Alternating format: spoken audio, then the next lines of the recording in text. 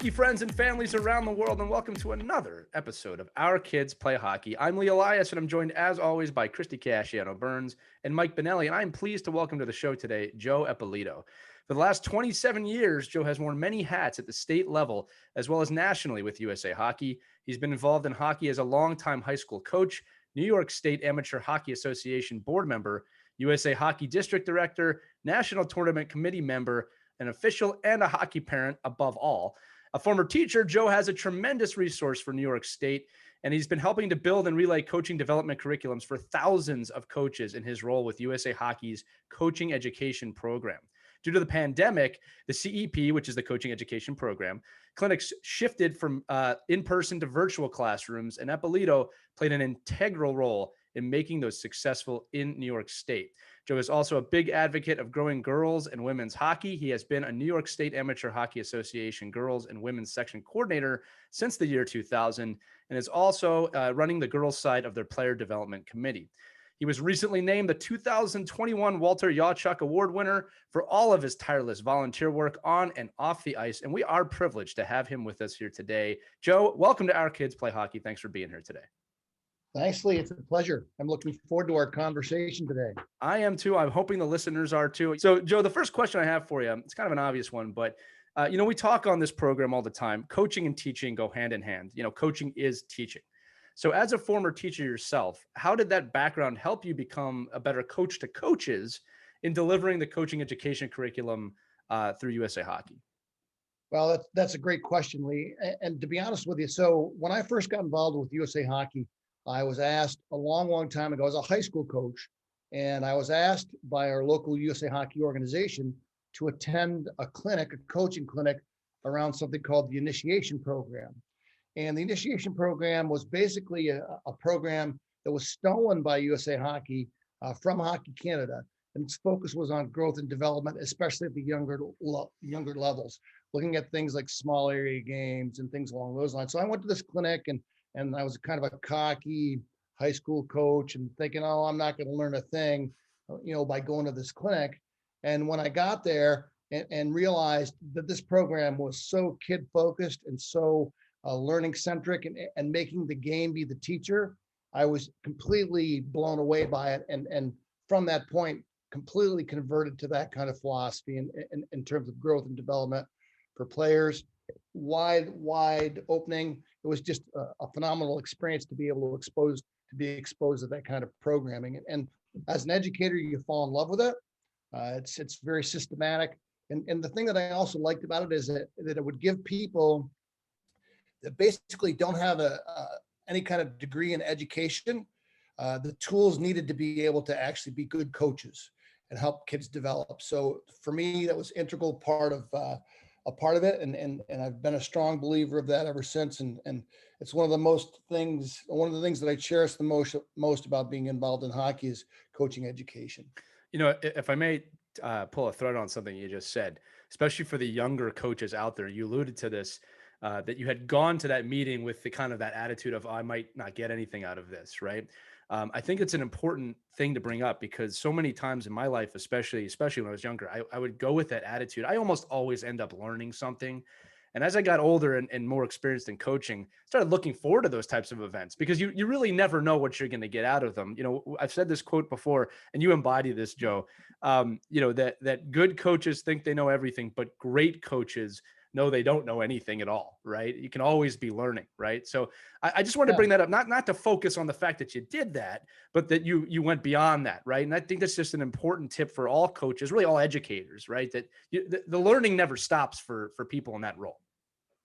Yeah, so I recently just attended some training in Detroit, and basically it's becoming what's called a mentor coach developer. So basically it's training the guys who train coaches. So we got an opportunity to be involved in that. And one of the themes of that was being a lifelong learner. So as coaches, as players, we want to be able to learn from the sport.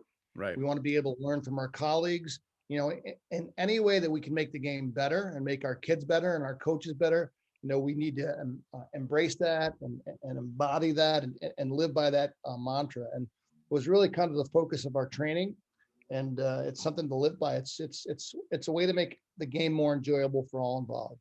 I agree with you. That is so important because I think there is a contingent out there who are know-it-alls, and at some point they stop learning because they think they know it all, and that's a huge mistake, especially when you're trying to develop kids. Yeah, another aspect is, the game is changing. Our game has completely changed. It's not the way that it used to be. So, if we don't continue to be lifelong learners, we don't become better as coaches. And all you got to do is watch the NHL, watch the playoffs, watch college hockey, watch girls and women's hockey at the highest level, and you know that the game is evolving and changing. Most recently, like this weekend, we had the USA Hockey Annual Congress, and every few years there are changes. This year was a playing rules change year, and a couple of huge rule changes that will go into effect this year have to do with icing when you're a man down, and also the tag up offsides rules. So those rules have been drastically changed. So this is going to be another change to the game. And as coaches, as developers of the game, we have to embrace that and use those rule changes to kind of help retool and reteach the game. So it's another aspect that I'm looking forward to get involved in, and trying to think about how I'm going to change my coaching habits and my style, to adapt and go with the changes in the game that are there all the time now. Yeah, I think when you talk about those changes and those lifelong learner opportunities, I mean, one of the things I've been fortunate enough to be on a lot of Joe's calls this past year with the pandemic CEP program being completely online and virtual. One of the bonuses for me was that when you're at an on-site CEP clinic, often like a guy like Joe Eppolito will go up and speak, and you'll go out into the hallway and you'll do your own thing and kind of get ready for maybe what you're going to speak on next. And the great thing about this is we're all in the same room, and we get to, me as a coach developer gets to learn from all the other coach developers, and just hearing those little ways about, how a guy like Joe and how you taught and how you speak and how you articulate the program is maybe different from me and different from other folks. So I thought that was a great resource for me to sit on those programs, because it's just even the terminology of things you use that I wouldn't think about, maybe using with certain coaches. So that was great. And I think that was a real bonus of, and we see that all the time. I think Joe knows this from being at all the level 5s and 4s, the pro coaches and the college coaches, the best coaches in the world that come and speak at these conferences, they sit in on the whole conference. Right. I mean, they sit there and they take notes in the back of the room. I mean, we were up in Lake Placid a couple of years ago, and Bill Beanie's back there taking more notes than any other single person in the room. And he's probably one of the most accomplished coaches, in the world at the college level.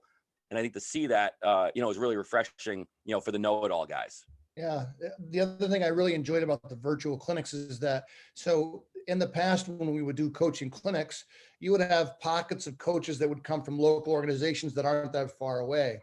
Where the virtual clinics, we had 40 people that would attend the clinics, but there would be coaches from California in the same clinic with coaches from Florida or New York or Texas. So the way that hockey's being taught, not only in New York State, but across the country, we got to share some experiences and got to see that, there are a lot of things that are similar. There are a lot of things that are different, but it was just a different kind of a nationwide perspective. And that's, I think, one of the strengths of this virtual clinic opportunity, is to be able to share your hockey story and your hockey experiences and your hockey expertise, I want to say, with people from across the country. Right. Joe, I'll jump into that too. I do a lot of work in team building. It's one of my professional ventures, if you will. And, one of the things we talk about with strategic alignment is a shared consciousness, right? And expert communication. And one of the things I think over the last year we've realized is that, as you just said, we can be in a room like this together nationally now. There's no, you don't have to just travel and just sit with the coaches in your region. And when I say shared consciousness and that information sharing, that communications forum, the amount of information that you can share now and the ability to do it, I think this is something that's almost underestimated through time, is that our ability to communicate now is better than it has ever been in the history of humankind, right? So there's more information, there's more ways to get it. than ever before. And like, you guys are championing that. Excuse me. It's always a hard word for me to say. Another thing I wanted to say about evolving coaches, and we've been saying the know-it-all. So if you're listening to this show, by the way, you're probably not a know-it-all because you're listening to this show. But one of the things I like to say is that, coaches change, but so do kids. And I think that's something that we don't talk about enough, right? So, as coaches, we get older, we get more mature, maybe, right? We learn, but an 18-year-old today is not an 18-year-old from the 90s, is not an 18-year-old from the 80s. I remember when I was a young high school player, I had an old school coach, right? Grew up in the 60s and the 70s. He was a screamer, good guy, but very old school approach. I could tell that, right? And you can tell he was raised by a World War II guy. Like, you could just tell, right? I mean, I have nothing but the utmost respect for those people. But I could also tell when I was 18 that his style was not resonating with a lot of the players, right? Fast forward another 18 years, and if he would never be able to coach a group of 18-year-olds today, kids have changed, the game has changed, coaching has changed. So I think the ability to be fluid like that, and Mike, as you say, continue to always take notes, is a really important thing for success. Never stop learning. I think HBO did it. There was a great documentary on HBO where Bill Belichick and Nick Saban, they get together every year, right? These are the two greatest coaches in the history of football, and they still get together every year to learn from each other. Now, I imagine there's not many other coaches that they can get together that understand each other, right? But it never stops. The learning never stops, right? And that's just a point I want to make, and obviously would love your thoughts on that as well, that the adults change, but the kids change too, and that's important to note. Yeah, it's such an evolving thing, and it's a focus in education across the board. I know that USA Hockey is very involved, deeply involved in trying to find ways to spread its message in a different way, with the understand, and they've done actually some market research to determine, how can we best take this multitude, this mountain of resources that we have available. Let's face it, as a coach, you can go to any website and get a million different lesson plans to be able to teach. But how do we get this information? How do we get these resources? How do we get them out to our membership? And they're exploring a ton of different digital avenues to be able to do that. Right. And they just recognize that kids today are very connected to their phones, connected to the digital world. And as leaders in hockey, we need to be able to find ways to tap into that and to be able to shoot our messages in different ways than we have in the past.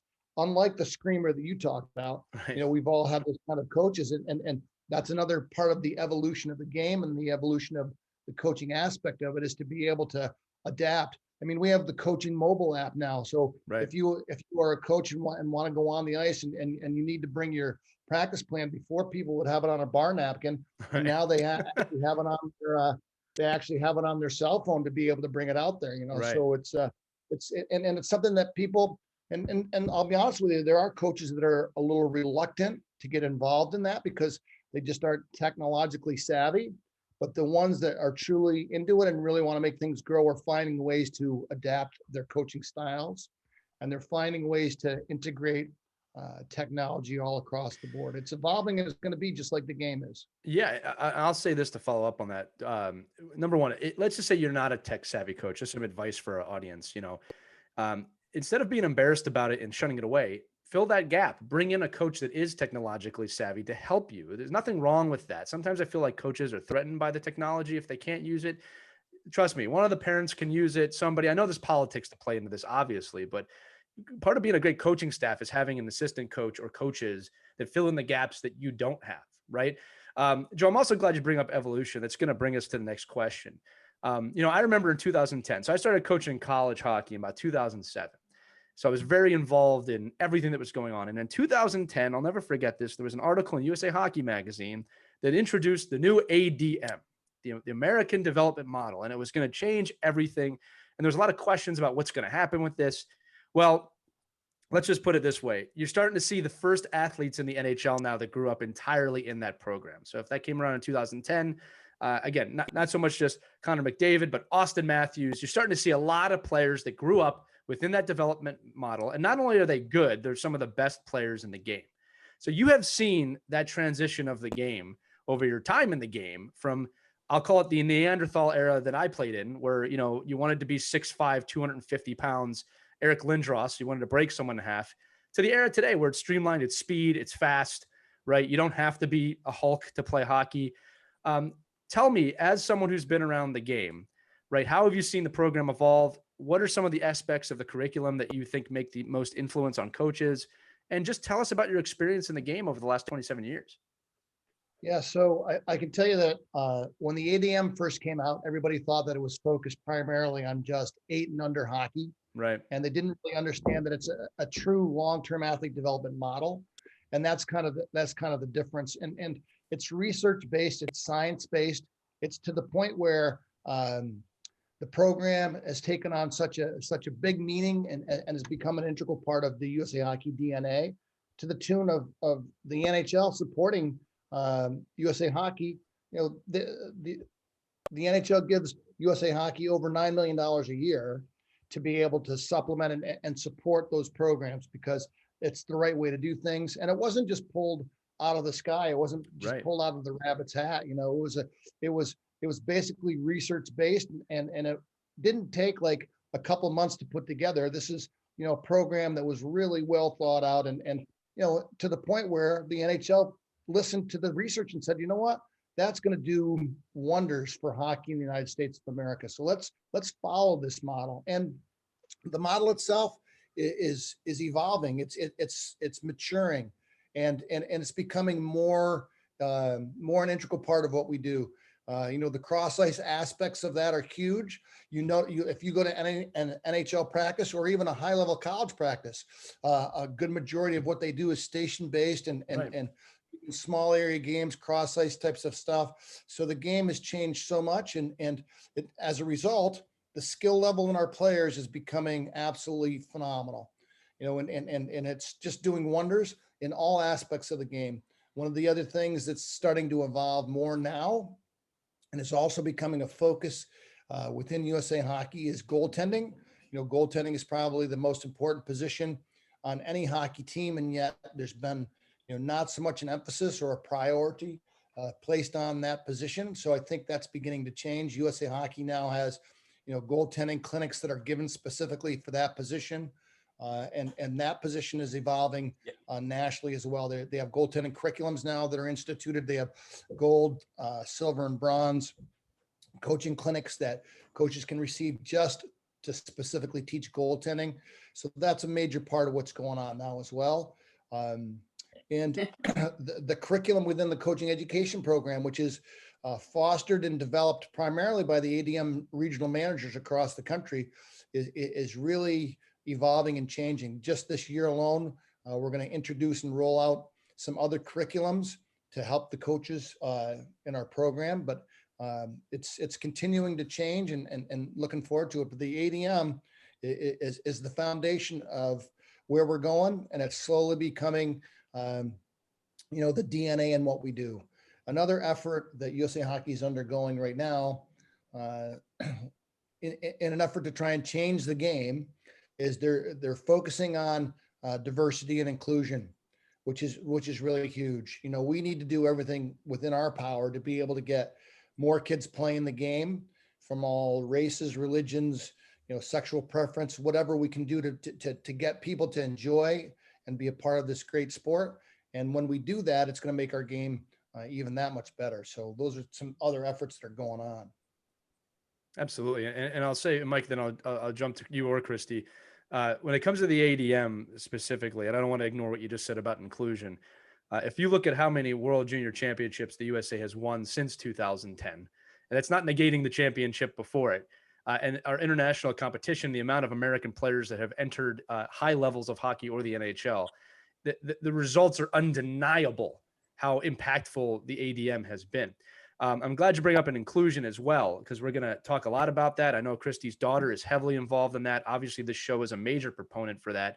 And, you know, we're seeing that now really start to grab hold all the way up from athletes like Curtis Gabriel in the NHL, and then all the way down to the youth levels where, well, look, when I was growing up, I'll just say it, I mean, there's a massive stigma about it growing up, to the point it was uncomfortable, right? And now it's much more accepted. There is a toxic side to the hockey culture that has to be changed. And we're definitely making the right steps to move past that. Again, Christy, I want to obviously dive into you here because your daughter's heavily involved in that.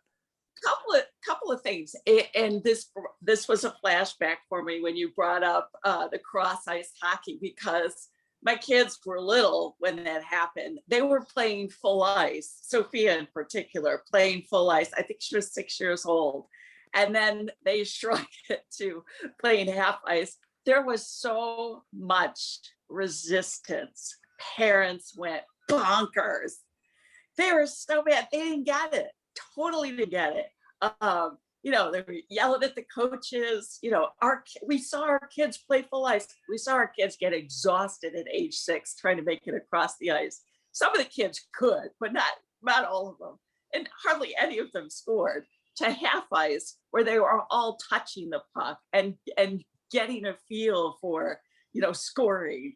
It was such a huge difference. But parents at the time didn't see it. They saw it as such a negative. So that's I a great thought parents example. knew everything, Christy. The parents are supposed, they know everything that's the right thing to do.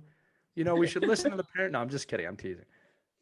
Yeah, but that's a great example of, being resistant to something that, people put a lot of study in and a lot of effort and a lot of research, and it works, and it's only going to make your kid better. But at the time, parents didn't see it. And it got pretty ugly and nasty, as I recall. So that's a great example of, we have to learn, we have to grow, we have to be acceptant of changes. So it's funny because as you were talking, Joe, I was just getting these visions of the yelling in the stands about the cross ice hockey. Let's talk about diversity. Yeah, we need to make some gains here, and it's great to see the college kids taking a leadership role here. There's a committee that's been put together with a D1 hockey player. Sophia's involved in it. And they're still meeting. They met all during the college hockey season. That wasn't much of a season for them. And they're still meeting. She just met last week, and the kids are talking about maybe getting signs for every rink in the country. You belong here. So there's a lot of really good discussions being researched and led by kids, by college kids, who grew up playing hockey, and now they're playing college hockey. And they can be real leaders in change, which is really exciting to see. Joe, what other kinds of changes do you think the rest of us could do? Just every rink in the country can get involved in this. Absolutely. And USA Hockey's undergone, we were required as board of director members to actually undergo 10 hours of training through a couple of different companies that USA Hockey hired in a consulting role, and just completed that. But it was multifaceted, and it was fascinating, and it was kind of neat because like Bill Daly, who was the second in command to Gary Bettman, is a member of the USA Hockey Board of Directors. He was involved in the training. We were in breakout rooms together, and it was just very interesting to see that, the NHL buys into diversity and inclusion across the board.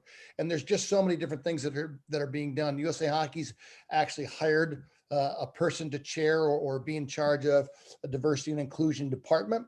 So USA Hockey is trying to undergo a number of different initiatives to try and include that in what we do. I think the biggest part of that is that diversity and inclusion isn't a cookie cutter. There's not a cookie cutter answer to that, and it's different from where you go. Right. So it's really about education and awareness to say that, we need to be receptive and understanding of the differences in the hockey world in particular. Hockey's been branded as the old white guys kind of neighborhood, and we need to make or be conscious of the fact that that's the perception, and that we need to be able to take whatever action we can, to try and be different, to try and be inclusive and treat things equitable. We see this in a lot of different avenues and in a lot of different areas of the game, and the efforts that are there aren't, like I said, cookie cutter. It's just not going to be done the same way in New York City as it is in Syracuse, New York, or Buffalo or Albany. So it's going to be, kind of a different approach. USA Hockey has actually gone to the point of identifying a growth affiliate coordinators. So what they're trying to do is they're tying diversity and inclusion into growth efforts. And, that's one of the ways that you grow is to be inclusive. So they're trying to identify 37 different growth affiliate coordinators across the country to try and generate some ideas that would work in their particular part of the country, but also to develop some best practices so that if somebody in Western New York has a great idea on how to be more inclusive, then let's collect that documentation and that plan, Right. and let's share it with people across the state and across the country. Because if it works there, it might work where I am too. And then that way we develop kind of a whole smorgasbord of ways that we can kind of address the issue and maybe come up with a solution. Yeah. Yeah. Yeah, I think that's the kind of stuff, when I in my day-to-day world now, just working with like the First Nations programs with guys like, Brian Trache and doing, work like that, and working with Blake Bolden, who's, like the Bold program, which is like just a program where, she's doing a lot of diversity, women's sports, things like that. And then obviously the work we do with ice hockey in Harlem and replicating that around the country and in New Jersey and Connecticut, especially on the East Coast here. But that's a lot of that goes right down to, really going back to the conversation on the ADM, right? And having access and more, opportunity for players at the grassroots level. I think one of the things that I found, Joe, too, with the American development model was, and when we talk about the success of the national program and World Juniors and things like that, but I think what is overshadowed is the vast new numbers of players in our sport that maybe aren't getting to the national level, but they're involved in hockey. Thousands and thousands of kids, girls and boys, including, sled hockey and the Special Olympics and all this kind of stuff that happens where we're in a world where I think when you're a hockey coach and when you're a hockey parent, you're in this little bubble of, you think everybody likes, is so involved with hockey, and there's not really that many people. And it's like, oh my God, you do what? And you go where? And you're at what tournament, showcase, right, Lee, this weekend for, 9 games. So people think that, a lot of hockey people are crazy, but I think the more people you get into the craziness and you understand that the only goal isn't to go pro, and the only goal isn't to play Division I college hockey. The goal is to be in this community in a great sport. I think that's one of the things that the ADM model did, because it forced organizations to just bring more people into the tent. And I think that's a great aspect of what we've done with that. Yeah. So, and there's challenges and there's limitations, so the thing is, cost is one of the things that USA Hockey is very concerned about, because hockey is not a cheap sport to play. So we're trying to find ways and look at, different directions and options to try and make the game more affordable, because let's face it, it's not cheap, and anything we can do along those lines, anything we can do to foster a love of the game, but also to try and understand that we got to find ways to bring down the cost, and that's something that's been kind of on the forefront. Hockey's a pretty time intense sport as well. You guys know as parents and players that, if you're in hockey, it's a 24/7 thing. So another aspect of the American development model is to foster and create athletes that aren't necessarily, hockey players 12 months out of the year, that they play baseball, they play soccer, they work on their athleticism, they work on other things to enjoy sport. It doesn't necessarily have to be hockey, but those are other challenges that we face across the board. And we're trying to balance that. We know at least in my opinion, and I think in your guys too, hockey's probably the best sport in the world. And we just got to make sure that, it continues to be that way. And there's nothing wrong with kids being involved in other sports and make some better hockey players as well. So, there are other challenges, but I think we're going down the right path. We're trying to do things the right way. We're trying to do a number of different initiatives to make it better. And that's kind of the road we're walking. Yeah, I'll comment here and say this. My son just finished Adams and he's going into Mites next year. And it was just pretty clear to me he needed a little bit of a break, especially after last season. It was a little bit of a unique season. We had a lot more practices than games, or I should say we had less games than we would normally have in a normal year. And he told me towards the end of the season that he likes it, but he's a little bored because we're doing something similar every time. So we're taking the summer off. He's going to do karate. He's going to do some other sports. I told his coach next year, and correctly, coach had no issue with it. He goes, yeah, that's great, man. Diversify, get out there, try some other things. He's 7. I always come back to that. He's 7, right? And going back to what Mike said, and this is not just true of hockey. This is kind of just parenting and sports and, success in general. But I always say too often we're only looking at the tip of the spear and we're not looking at the full sword or the full spear, right? Like, Sidney Crosby, Connor McDavid, these are 0.00001 percenters here, right? Like that's not the right person to compare yourself with all the time. There's the whole sword and the whole development and the whole picture and the journey, which any player with their salt's going to tell you the journey is the value. It's not just the game, right? I want to switch here a little bit, Joe. I got to ask you about this. One of my favorite stories over the last month was the first female player being drafted into the OHL ever, right? You had a young goaltender drafted into major junior hockey. It was a major story. Again, never happened before in the history of junior hockey. And I know you have been significantly involved in the women's and girls game throughout your life. So I would like you to tell us just the story of how you got involved in that and then the player development side of it and, your life in women's hockey. Yeah. So, as I said before, I got involved in the girls aspect of the game when my daughter started at 6 years old. I was a high school coach and my daughter started to play and I obviously wanted to be involved in her growth and development. So when she was 6, I took a little bit of a hiatus from the high school coaching game and joined the youth hockey ranks and actually was my daughter's coach, right through high school. So I enjoyed that and was able to do high school and that together. And at the New York State level, the lady that was in charge of the girls program had to take a little bit of a sabbatical. So they asked if I would be interested in stepping into that role because I had a daughter that was a hockey player. And I said, sure. So ever since then, I've been a member of the girls women's section, which is kind of the driving force nationally for all girls women's programs. I've been really fortunate enough to be involved in the player development side and meet a number of higher level female athletes. I'm pretty good friends with a number of Olympians and a good friend of mine is Ben Smith, who was national team coach and Olympic coach on the women's side. And just by being around those athletes, they take the game so seriously and they are so focused on skill, nutrition. They're just like any other athlete. They realize that if I want to get to the highest level, there are sacrifices that have to be made.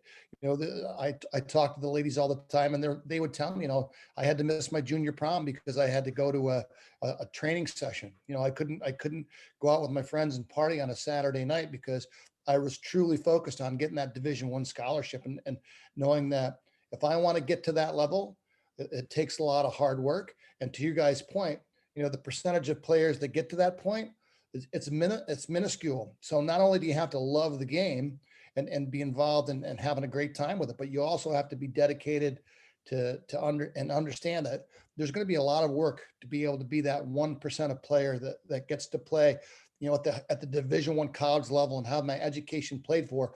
And then if I'm even lucky enough to go past that to represent the United States of America and wear the red, white, and blue in a jersey. So, that's the girls on that side, they're in a fight at the highest level.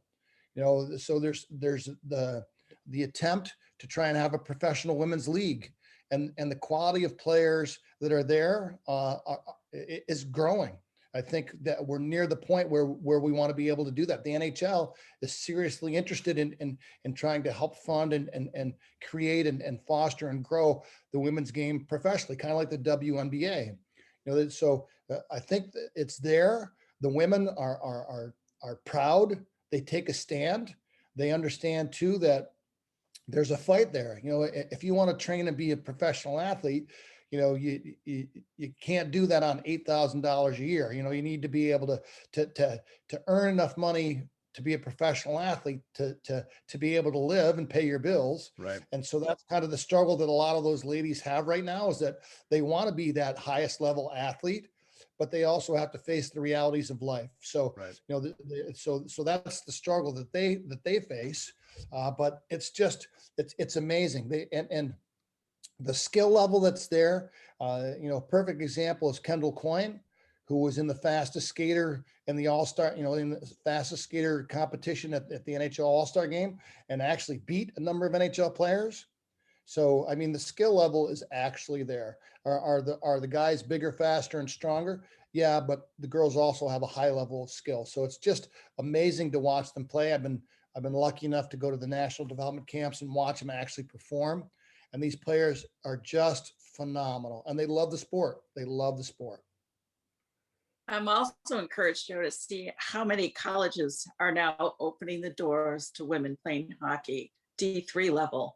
So many more colleges have added women's hockey to their sports programs, which is really exciting. So, so girls shouldn't get discouraged in high school. And if you're not at that D1 level, there are many, many, many opportunities to play club hockey, Division III hockey. Sophia had lots and lots of opportunities. There are many colleges that are now adding programs, which is really exciting to see. So that's cool. Women's hockey's growing at many levels, not just at the highest level. But we still have that, you know, that prejudice out there, because just the other day, somebody had asked Sophia, "Oh, do you play a sport?" "Yes, I play hockey." "Oh, you play field hockey?" "No, I play ice hockey." And then they look, girls play ice. So they're still out there that people don't understand. Yes, girls, women play ice hockey. You know, it's still a big Christy, question out there. You know, one of the stigmas I wanted to bring up. By the way, Joe, we'll go over the irony of your daughter being a pediatric dentist and a hockey player. That is an amazing I love that 1-2 punch right there. But you know, one of the stigmas, and I want to bring this up because I have a feeling there's people who listen to this show that could hear this, is that when we talk about fighting for the women's game, in the hockey communities I run, a lot of times I get this answer: "They'll never be as big as the NHL." And I go, that is so not the point. That is not what anyone is saying. That is not what anybody is talking about. We're talking about that hockey is hockey, that whether you're a male or female and you play hockey, you're a hockey player, right? Gender does not matter in that equation, right? And then what you said, that women at the professional level are just fighting for a livable wage. They're not fighting to make $52 million and have 30,000 fans, maybe one day.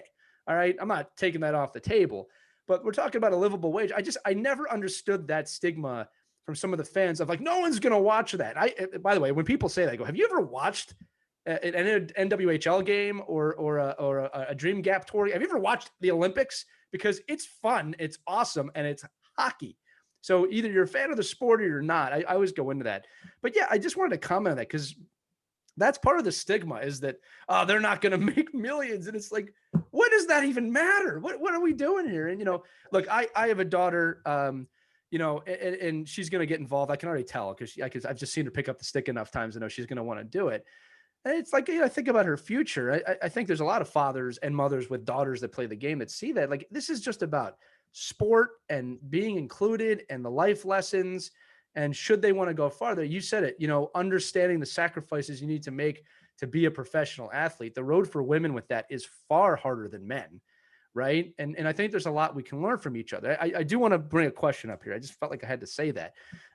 But this is one of those questions that I want to ask on behalf of the audience. It might come across to some as almost an unfair question, but it's one that needs to be asked because people probably are afraid to ask that.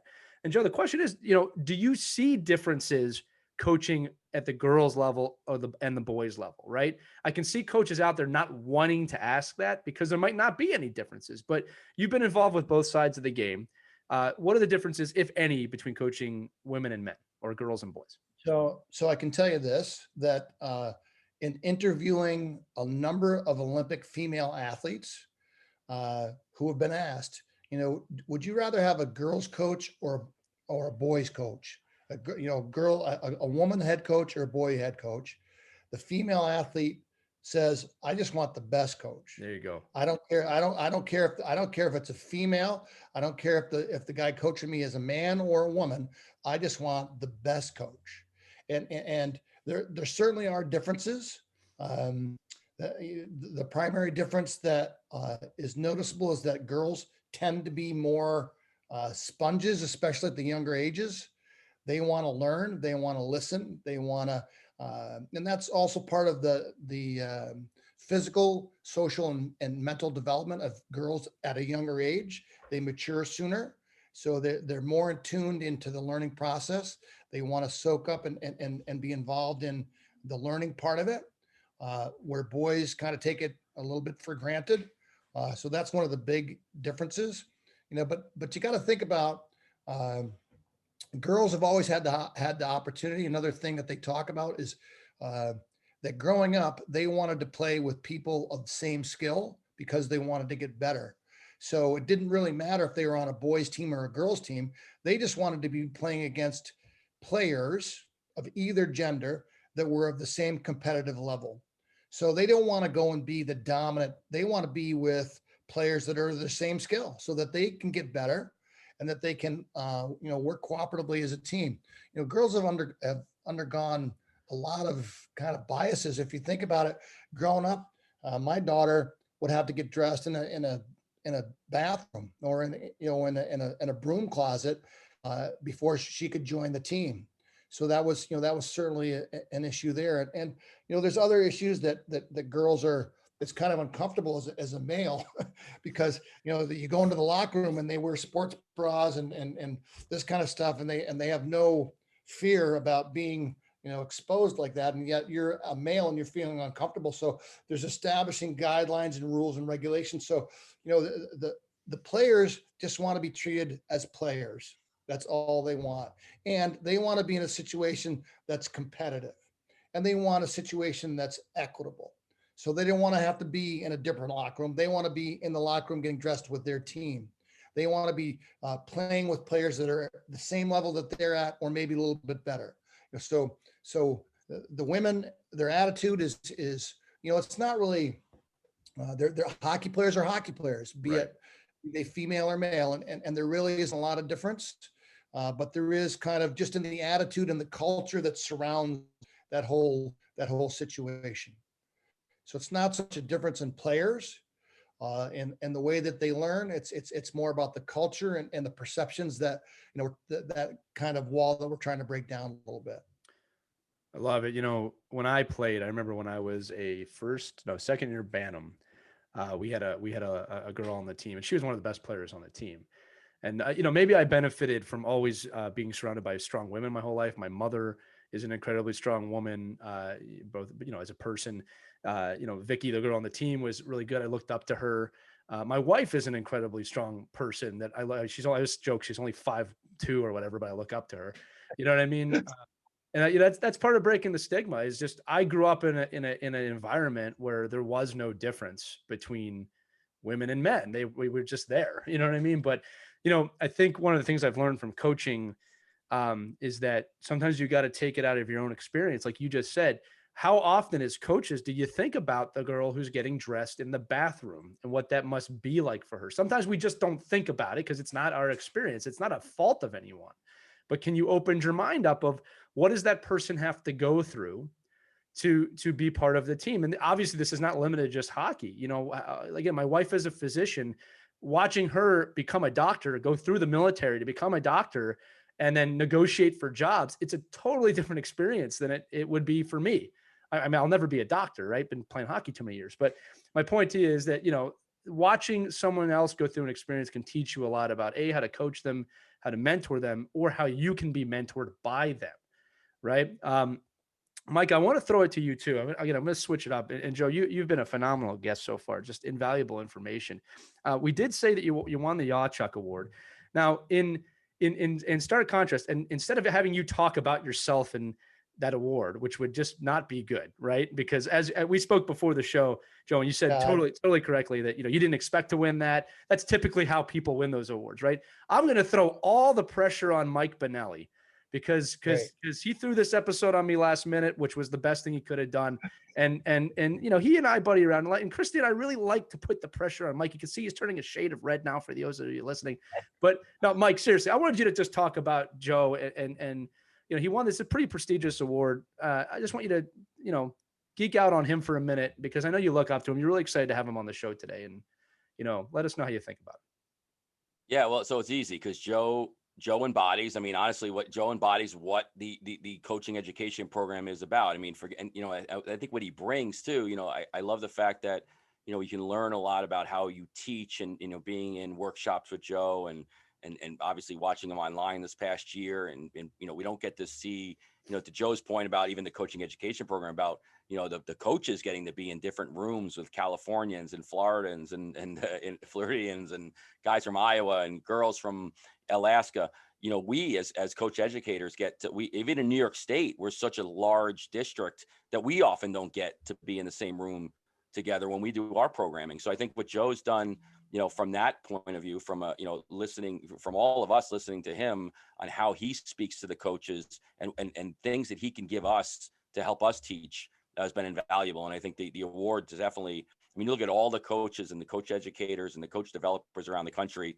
I think, I think even one of the descriptions was, the long time, it's not a longevity award. I think it's an award, for me, the way I look at it is based off of what he's done in his body of work he's done for the coaching education program. He's got a great personality for it. I think, even off the coaching education part, he brings a nice light, feeling to the room, where this doesn't have to be, an assignment that you have to do. Now, you don't have to coach. You don't have to help be a coach developer. You have to make it fun. You have to make an environment that's inviting. And at the end of the day, I think one of the things that he's always done, and I've always liked listening to him, privately and in the coaching program side of things, is that, we're here to help coaches facilitate being better coaches for the kids that Joe's eventually going to meet again, right? And the women's side, the more work he's done with the coaching education program to develop more girls and women in sport, is going to end up helping him later on in the day, because he's going to see all those 14, 15, 16-year-old girls. And he's done, if you look at the numbers, it's been a tremendous job of what he's done on moving girls from the New York State program up to the national rank. So, congratulations again, Joe. And I think, I think anybody in the coaching education program and the player development side, can learn a lot from just listening to you and certainly being around you, for sure. Yeah. Thanks, Mike. I appreciate that. And I told Lee earlier and you guys earlier, it was an honor and kind of a shocking thing. I was a little embarrassed, but those are things that because let's face it, none of us involved in this little show today do what we do for the money. We're not going to become millionaires doing what we do. So we do it for the love of the sport and for the kids. And that's, that's why it was humbling and I was grateful to be recognized in that way. So Joe, to round this episode out, you're approaching, sorry to date you here, your fourth decade of volunteer service within this game. So like, again, we said 27 years of volunteer, which is incredible. That is a testament to you alone. I'd be remiss if I didn't ask, right? You've seen the past of the game. Where do you see the game going? We've talked a lot about, obviously, inclusion and diversity today and development, but, over the next 30 years, where do you hope the game will be? What do you see as the kind of bright beacon at the top of the hill for hockey? So the ultimate goal and the ultimate measure of how well we do in New York State and how well we do in USA Hockey is kind of looked at on the girls' side at the Olympic level and at the guys' side in the NHL. So, one of the goals of USA Hockey is to have a much higher percentage of Americans playing at that level, and for women to keep piling up the gold medals at the international level, both in the world championships at every level, U18, U22, and women's national team, and in the Olympics as well. So, I mean, I think with a continued effort to implement and develop the American development model and to focus on the long-term athlete development strategy that we have in place, that we'll be able to reach those goals, and we're going to be able to see, a ton more Americans playing at the highest level. And that's ultimately, that's kind of a measure of how well we do as coaches, as parents, as players, in our system that we have here in New York State and across the country. So, I see nothing but positive growth. Our numbers are going to grow. There's been some projections that our numbers are going to be down about 20% because of the pandemic across the country. And there's a goal to have that number be back at pre-pandemic levels, within 2 years. So, we just want to focus on continuing to grow the game and measuring our successes and our abilities at the highest level. And, that's one of the measuring tools, but to the points that were made way earlier, 95% of our population never gets to play in a national championship. They never get to play in the NHL. They never get to, they're recreational players, and they do it for the fun and the love of the sport. And as long as we can continue to focus on keeping hockey fun, we'll just have to celebrate the greatest game on the planet in that way, making it fun and enjoyable. And that's, hopefully the way it's going to go. Well, I was going to say, if there's any wonder why you won that 2021 Walter Yaciuk Award, now we all know the answer to that, even though you're a little embarrassed about it, which again is probably a prerequisite. But Mike and Christy, I want to give you guys the final word. Any other final thoughts? Wait, we can't. Yeah. Lee, you teased everybody on this. We can't let them go until we find out, did hockey influence your daughter in becoming a pediatric dentist? I'm dying to know. Well, actually, my father did. My father was a dentist as well, so that was the kind of the connection there. Well, I'll say congratulations again on son. He's described as a tireless volunteer. Boy, we sure need more Joe Eppolitos in this game of hockey. So thank you for being such an inspiration and for sharing your knowledge. I learned so much, and it's exciting to look at the future, especially the way that you paint it. It's a great picture that you painted for the future of hockey. Thank you, Joe. Well, I appreciate being on. I appreciate the chat. It's always good to talk about hockey. And I'll say as a final word, all of us either have all of our original teeth or our dentures in right now. So everybody's got a very nice smile on this show. Mike, any final words before we move on? No, I think it's great.